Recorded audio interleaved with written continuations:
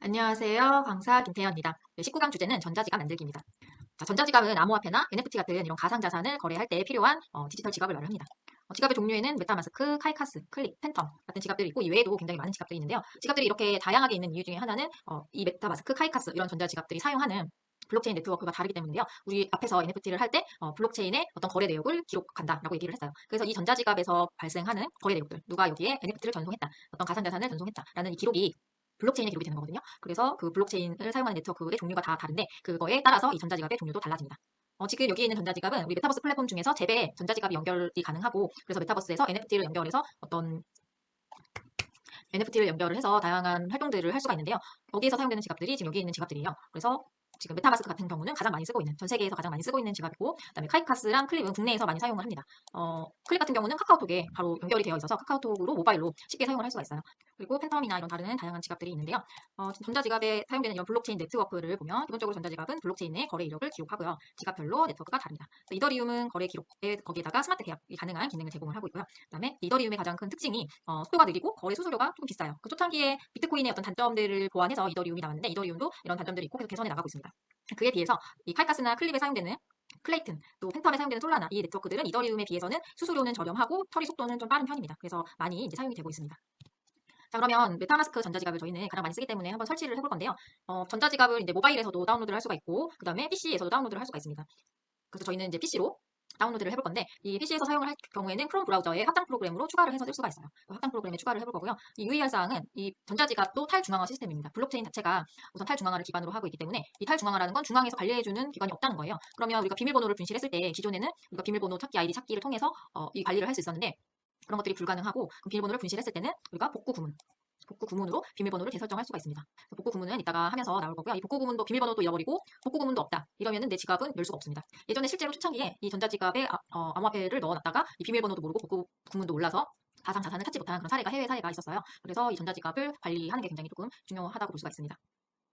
이 메타마스크는 이더리움 블록체인을 사용을 하고 있고요. 그래서 이더리움이나 비트코인, NFT 거래가 가능합니다. 여기 보면 방문을 딱 하면 이더리움 분산형 웹에 연결합니다. 이렇게 안내 문구가 나오고 있습니다. 그리고 클립 전자지갑은 이제 카카오톡에서 모바일로 쉽게 설치가 가능합니다. 그래서 클레이튼 블록체인 네트워크를 사용을 하고요. 여기에서는 클레이나 NFT 거래가 가능합니다. 그래서 지금 이제 이 화면이 이제 모바일의 카카오톡 화면이에요. 그래서 이 클립 지갑에 들어가면 이렇게 내 주소 보기. 전자지갑은 지갑 주소가 있습니다. 그래서 암호화되어 있어요. 그래서 암호화되어 있는 주소로 내가 가상 자산이나 NFT 같은 것들을 전송을 할 수 있게 그 주소가 있고요. 그리고 클레이 여기에는 클레이로 거래를 할 수가 있고 받은 NFT 뭐 이런 정보들을 볼 수가 있습니다. 그래서 한번 같이 실습을 통해서 전자지갑에 대해서 살펴보도록 하겠습니다. 자, 그러면 메타마스크를 설치해 볼 텐데요. 메타마스크는 기본적으로 크롬 브라우저에 확장 프로그램으로 설치가 되기 때문에 여기 구글에서 검색을 하시면 이 chrome.google.com 이렇게 크롬 확장 프로그램으로 연결되는 링크로 들어가셔서 크롬에 추가를 해주셔야 돼요. 그런데 내가 검색을 했는데 혹시 이제 이 주소가 안 보이시는 분들은 브라우저 오른쪽에, 브라우저도 크롬 브라우저를 사용하셔야 됩니다. 오른쪽에 점 3개를 누르시면 하단에 설정이 있습니다.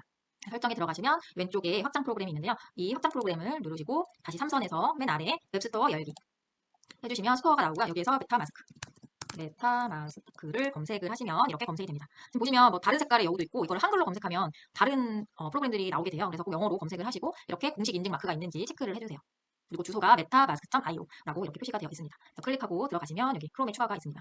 제가 클릭을 해볼게요. 자, 그러면 확장 프로그램을 추가할 건지 그 확장 프로그램 추가를 눌러주시면 여기 브라우저에 이제 지갑이 설치가 되는 거고요. 지금 오른쪽에 이렇게 블록 모양이 하나 나오게 되는데요. 퍼즐 모양이 하나 나오게 되는데 여기를 클릭하시면 이렇게 메타마스크가 표시된 거를 확인할 수가 있습니다. 자, 그러면 이 여우 모양의 메타마스크를 한번 설치해 보도록 할게요. 자, 시작하기를 누르시면 이 메타마스크 개선에 참여할 건지 묻는 내용이 나오는데요. 이거는 하지 않아도 됩니다. 그냥 참여할 건지를 선택하는 거고 저는 괜찮습니다를 누를게요. 자, 그러면 이제 메타마스크에 처음 만드는 건지 아니면 한번 만들었던 거를 비밀 복구 구문으로 가져오려고 하는 건지 이 두 개 중에 선택을 할 수가 있는데요. 처음에 만들 때는 지갑 생성 누르시면 되죠. 그런데 내가 지갑을 내 노트북에 만들었어요. 그리고 나서 다른 컴퓨터를 쓰게 됐을 때 내가 거기에서 메타마스크를 다시 설치를 하면 여기에서 지갑 가져오기를 하셔야 됩니다. 가져오기를 안 하고 그 새로운 노트북에서 새로운 컴퓨터에서 지갑 생성을 하면 지갑이 두 개가 되는 거예요. 다 다른 지갑이 되는 겁니다. 지갑을 여러 개 만들 수 있어요. 그러다 보니까 내가 지갑을 관리하려면 지갑 가져오기를 해서 내 지갑으로 이 컴퓨터에 연결을 해야 됩니다. 자, 저희는 새로 만들 거니까 지갑 생성을 눌러줄게요. 자, 비밀번호를 이제 만들라고 하고 있는데요. 자, 비밀번호 내가 기억할 수 있는 걸로. 왜냐하면 비밀번호 찾기가 여기는 없습니다. 그래서 기본적으로 본인이 잘 기억하고 있어야 돼요. 그래서 생성 눌러줄게요. 자, 생성을 누르시면 이렇게 지갑 보호하기에 관련된 내용들이 나오는데요. 오른쪽에 문구를 한번 잠깐 볼게요. 자, 비밀복구 구문이란 무엇인가요? 라고 되어 있는데요. 비밀복구 구문은 지갑과 자금의 마스터키입니다. 라고 되어 있어요. 마스터키가 뭔가요? 뭐든지 다 해결해 줄 수 있는 키죠. 그래서 이 복구 구문을 통해서 우리가 비밀번호를 잃어버렸을 때도 재설정을 할 수 있고 그 다음에 다른 데에 지갑을 설치할 때 이 복구 구문이 있어야 내 지갑을 거기에 연결을 할 수가 있습니다. 그래서 비밀 복구 구문이 이제 이 설치를 할 때 만들 때 나오게 되는데 어떻게 저장하나요? 라고 했을 때 자, 비밀번호 관리자의 저장, 그 다음에 은행 금고에 보관, 대여 금고에 보관, 적어서 여러 비밀 장소에 보관하세요 라고 되어 있어요. 비밀번호를 금고에 보관하라고 되어 있습니다. 이 이유는 뭐냐면 이 비밀 복구 구문 잃어버리는 순간 내 자산이 없어지는 거예요. 이걸 잃어버리면 그냥 뭐 아무것도 할 수가 없습니다. 그 정도로 이제 중요하다. 지금은 우리가 아직까지는 가상자산보다는 현실의 자산을 사용을 하기 때문에 이게 크게 의미가 다 와닿지 않을 수도 있는데 이 메타버스 공간이 점점 확장되고 있어요. 그러면 나중에는 결국에는 가상자산이 확대될 수밖에 없을 거라고 보고 있는데 그랬을 때 그러면 우리가 가상자산이 담겨있는 이 지갑을 관리를 못한다면 거기에 들어있는 자산은 이제 탈중앙화기 때문에 중앙에서 관리해주는 사람이 없고 개인이 직접 관리를 해야 되고 그걸 잃어버리는 순간 내 자산이 없어지는 거죠. 그래서 이렇게 잘 관리를 해야 된다라는 내용입니다. 그래서 비밀 복구 구문을 공유를 하면 절대 안 된다라고 되어 있어요. 혹시나 복구 구문을 달라는 사람은 사기치려는 것이다라고 안내를 해주고 있고요. 여기에 영상을 이제 플레이해서 보시면 이 메타마스크에 대한 내용, 비밀 복구 구문이 뭔지, 어떻게 저장하는지, 어떤 주의사항이 있는지 여기 옆에 있는 내용을 영상으로 만들어 놓은 거예요. 그래서 나중에 꼭 한번 실행해서 영상을 보시면 좋을 것 같고요. 자, 다음을 눌러볼게요. 자, 다음을 누르면 이렇게 비밀 복구 구문이라고 나옵니다. 지금 여기도 경고 또 있어요. 비밀 복구 구문은 절대 공개하지 마세요. 이 구문이 있는 사람은 귀하의 이더를 영원히 소유할 수 있습니다. 내 가상자산을 가져갈 수 있다는 거죠. 자, 저는 이걸 만들고 그냥 없앨 거기 때문에 여기 그냥 공개를 할 거예요. 근데 이렇게 공개를 하면 안 된다는 거죠. 이걸 알고 있는 사람이 내 자산을 바로 열어서 가져갈 수 있기 때문에. 자, 그래서 이게 이제 비밀 복구 구문입니다. 자, 저는 복사를 할 건데 복사를 하시면 안 돼요. 일반적으로는. 왜냐하면 얘를 복사해서 컴퓨터에 저장해 놓는다라고 했을 때 컴퓨터가 해킹당하면 내 가상자산이 해킹당하는 거랑 똑같죠. 그리고 핸드폰으로 촬영을 하시는 분도 있어요. 촬영에서 마찬가지예요. 사진이 만약에 어디 유출되거나 아니면 해킹당해서 그 사진 자료가 유출됐을 때 그러면 이 마스터 키도 유출이 되는 거고 그러면 내 가상자산을 잃어버릴 수 있게 되는 거죠. 그래서 이런 전자기기에는 저장을 해놓으시면 안 되고요. 아까 앞에 써 있었는지 모르겠는데 여러 군데에 보관하세요. 이렇게 되어 있어요. 아, 여기 써 있네요. 여러 메모지에 적은 다음 보관하세요. 종이에 적어야 되는 거예요. 종이에 적어서 여러 군데에 분산해서 숨겨 놓으셔야 되는 건데 저도 예전에 이제 그래서 종이에다가 적어놨는데 적어놓은 종이를 잃어버렸어요. 물론 가상자산이 안 들어있기 때문에 괜찮았지만 실제 내 가상자산이 들어있다고 생각을 하면 그 자산 찾을 방법이 없는 거예요. 아주 중요한 부분이죠. 되게 단점이 될 수도 있을 것 같은데 어쨌든 이런 부분들이 현대는 이렇게 관리를 하고 있습니다. 그래서 저는 지금은 그냥 실습이기 때문에 그냥 복사를 할 거예요. 그래서 메모장에 붙여 넣겠습니다. 자, 이렇게 메모장에 붙여 넣고요. 자, 다음을 클릭해 볼게요. 자, 다음을 클릭을 하면 이 복구 구문을 입력하라고 나옵니다. 아까 전에 있었던 문장을 순서대로 클릭해서 입력하시는 거예요. 그러면 한번 입력을 해볼게요. 자, 리워드 그 다음에 이 순서대로 여기에 있는 단어가 저랑 다 다르실 거예요. 그래서 본인의 문구를 넣으시면 순서대로 넣으시면 됩니다. 순서가 틀리면 지갑 생성이 안 됩니다. 그래서 순서대로 클릭을 해주시면 돼요. 자, 순서대로 클릭을 했으면 이렇게 확인 버튼이 활성화가 되고요. 눌러볼게요. 그러면 간단하게 이 절차를 거쳐서 만들어졌고 여기 또 나오죠. 비밀 복구 구문을 안전하게 보관하는 책임은 본인에게 있습니다. 이 탈중앙화의 장점이 개인 간의 거래를 하게 해준다라는 게 장점이 될 수도 있는데 단점이 될 수도 있는 거죠. 모든 책임이 개인에게 있는 거예요. 어떤 문제점에 대한 확인인지 아닌지 NFT가 정말 있는지 없는지 이런 확인하는 것도 개인의 책임이고 자산 관리 이 복구 구문을 잘못 관리해가지고 내가 분실했을 때 찾아줄 수 있는 사람이 아무도 없기 때문에 다 본인의 책임입니다. 누구한테 책임을 물을 수가 없어요. 그래서 개인의 권한이 늘어나는 만큼 개인의 책임도 좀 늘어나는 것 같습니다. 그래서 어떻게 보관해야 되는지도 나와 있습니다. 자, 여기에서 이제 완료를 누르시면 지갑이 완료가 됐습니다. 자, 보면은 이더리움 기반의 네트워크이기 때문에 기본적으로 이더리움으로 이렇게 설정이 되어 있어요. 지금 가상자산을 이 지갑에는 넣어놓지 않았기 때문에 0이더로 이렇게 있습니다. 그리고 환율의 영향을 가상자산이 받고 있기 때문에 이렇게 환율도 같이 나오게 되고요. 여기 위에 있는 게 이제 전자지갑 주소예요. 그래서 얘를 복사를 해서 어디에한가에 전송을 하면 누군가에게 전달을 하면 이 지갑에 그 가상자산을 넣어줄 수 있는 거죠. 여기가 내 지갑 주소야. 계좌번호 같은 거죠. 여기가 내 가상자산을 넣을 수 있는 지갑 주소야라고 이렇게 전달을 하면 그쪽으로 가상자산을 이제 넣어줄 수가 있게 됩니다. 자, 그래서 여기 밑에 보면 이렇게 지금은 0이던데 여기에 이제 어떤 거래가 왔다 갔다 하면 그 이력이 여기에 순서대로 쌓이게 되어 있어요. 그래서 목록을 누구나 볼 수가 있게 됩니다. 그리고 오른쪽에 보면 여기 이더리움 메인넷이라고 되어 있는데요. 기본적으로는 이더리움 메인넷 네트워크를 사용을 하는데 이 메타마스크에서는 네트워크를 추가할 수도 있습니다. 추가를 하면 이렇게 다양한 네트워크들이 있고요. 여기에서 우리가 추가를 해서 그 네트워크를 활용할 수도 있습니다. 자, 그럼 이렇게 전자지갑, 이더리움 기반의 전자지갑 메타마스크를 설치를 해봤고요. 이번에는 그 카카오톡에서 사용할 수 있는 클립을 설치해서 한번 보도록 하겠습니다. 자, 먼저 카카오톡에 보면 맨 오른쪽에 점 3개를 누르시면 이렇게 더보기 페이지로 넘어오게 됩니다. 여기에 가면 전체 서비스라는 메뉴가 있어요. 여기 전체 서비스를 클릭하시면 클립이라는 부분이 또 보이게 됩니다.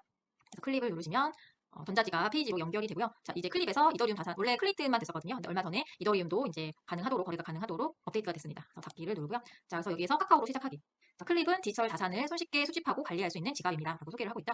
한번 이렇게 넘겨서 보면은 이거에 대한 내용들이 나오고 있고요. 자, 카카오로 시작하기를 누르면 카카오 계정의 정보를 등록을 해서 이 전자지갑을 사용할 수 있게 됩니다. 자, 계속하기 눌러볼게요. 자, 그러면 본인 인증을 통해서 설정을 하게 되고요. 여기 개인 정보를 입력을 해주시면 됩니다. 자, 인증을 하고 나면 이렇게 동의하기, 약간의 동의를 하고 계속하기를 누르시면 전자지갑이 설치가 됩니다. 자, 그러면 이제 비밀번호를 입력을 하면 계정이 연결이 되는데요. 저는 지금 이미 가입이 되어 있어서 가입했다고 이렇게 나오고 있네요. 자, 확인을 한번 눌러볼게요. 자, 그러면 카카오톡에 연결된 제 지갑 화면을 한번 보여드릴게요. 자, 이렇게 클립에 접속이 되면 이렇게 내 주소 보기, 지갑 주소 보기가 가능하고요. 여기에서 주소를 복사해가지고 다른 사람한테 전달해서 이쪽으로 가상자산을 받을 수도 있다고 했었죠. 그래서 지금 클립에서는 이 클레이튼 기반의 여기에서 클레이라고 합니다. 우리가 이더리움이라고 하는 것처럼 클레이라는 이 가상자산을, 가상화폐를 받을 수가 있게 되고요. 지금 저는 이 클립 지갑에는 클레이가 없어요. 다른 카이카스 지갑에 클레이가 들어있는데 그 지갑이 여러 개인 경우 내 자산이 여기저기 있을 수 있는 거죠. 우리 통장이 여러 개이면 자산이 여기저기 나눠져 있잖아요. 예, 그런 거랑 똑같다고 보시면 될 것 같아요. 그래서 지금 여기에는 클레이가 안 들어있고 클레이를 한번 눌러보면 이렇게 0클레이다라고 되어 있습니다. 그리고 여기에서 NFT 부분을 눌러보면 NFT는 여기 내가 받은 NFT들이 이 전자지갑에 같이 들어오게 됩니다. 우리가 여기 보면 토큰이라고 되어 있죠. 그래서 이 가상화폐, 암호화폐, 이 토큰이랑 이 NFT랑은 두 개가 다른 거다라는 부분 알고 계시면 될 것 같고요. 자, 그래서 NFT 받은 것도 보면 제가 최근에 이제 이마트 NFT를 구매를 했는데요. 어떤 식으로 되어 있냐면 지금 이거 두 개 다 이마트의 신세계에서 발행한 NFT인데요. 처음에 이 NFT, 수성 NFT를 갖고 있는, 이런 NFT를 갖고 있는 사람에게만 이 다음에 나온 와인 원둥이, 뭐 이마트24에서 판매되고 있는 제품을 할인가에 받을 수 있는 NFT인데요. 뭐 와인 또 스낵 아니면 빵, 음료 뭐 이런 NFT들이 여러 가지 종류가 있었어요. 거기서 내가 원하는 NFT를 구매할 수 있는 그런 권한이 이걸 갖고 있어야 이걸 살 수 있는 거예요. 이런 식으로 이 NFT는 어떤 권한을 부여한다라고 했었죠. 그래서 이 NFT를 소지한 사람만 다음 NFT를 구매할 수 있는 권한을 주고 이 NFT를 가진 사람은 할인가에 물건을 구매할 수 있는 권한을 주고 이런 거라고 보시면 될 것 같아요. 자, 그래서 이렇게 조금 더 보면 이 NFT는 7,000개가 발행이 됐습니다. 그래서 소유 증명서, 내가 이 NFT를 갖고 있다는 소유 증명서를 받은 거고요. 한정 판매된 걸로 무료로 준 NFT입니다. 이렇게 무료로 준 NFT를 에어드랍이라고 하는데요. 에어드랍을 받은 다음에 그 다음 NFT를 구매할 수 있도록 이렇게 연결을 해주기도 합니다.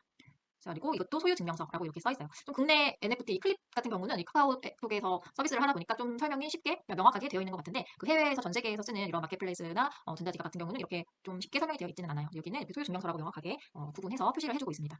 그래서 얘는 와인 원둥이라는 NFT고 148개가 NFT가 발행됐는데 그중에 제가 24번째 발행된 거를 이제 받은 거예요. 그래서 이마트에서 5,000원 할인 쿠폰이랑 이런 커피, 와인, 샌드위치, 라면 이런 것들을 매달 정기적인 혜택을 받을 수 있는 NFT입니다. 그래서 이런 혜택이 있다, 권한이죠. 이런 권한이 있다라는 것을 증명해주는 NFT입니다. 그래서 보면 여기에 계약서가 이렇게 있어요. 우리가 기존에는 종이로 계약서를 이렇게 써서 거래를 하거나 뭐 이렇게 했었는데 이제 이 NFT는 제가 그냥 카카오톡에서 그냥 구매하기를 해가지고 NFT를 구매한 순간 이 계약이 체결된 거거든요. 그래서 이렇게 계약이 자동으로 체결된다라는 거 앞서 이론에서 했던 부분들. 그래서 내 전자지갑에서 이렇게 계약서를 확인을 할 수가 있습니다.